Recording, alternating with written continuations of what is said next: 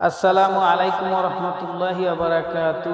রাসূল সাল্লাল্লাহু আলাইহি ওয়াসাল্লাম বলেছেন, যে ব্যক্তি পেট পুরো করে খায় তার প্রতিবেশী অনাহারে ঘুমায়, সে ঈমানদার নয়।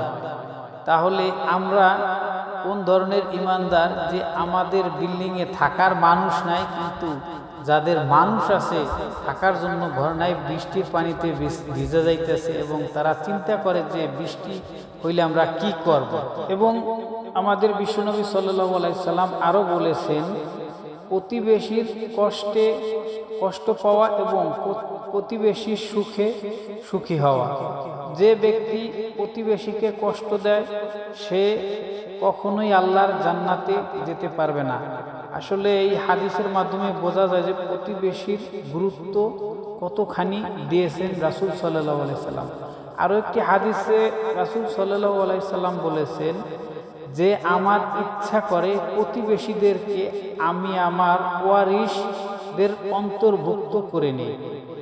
তাই আমরা বুঝতেই পারি রাসূল সাল্লাল্লাহু আলাইহি সাল্লাম কতটা গুরুত্ব দিয়েছেন প্রতিবেশীর প্রতি।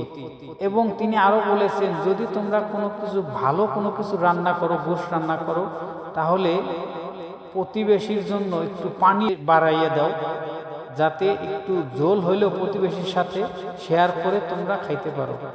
অতএব আমাদের বিশ্বনবী সাল্লাল্লাহু আলাইহি সাল্লাম কতটা উদার মনের মানুষ ছিলেন আর প্রতিবেশীর গুরুত্ব কতটা দিয়েছেন।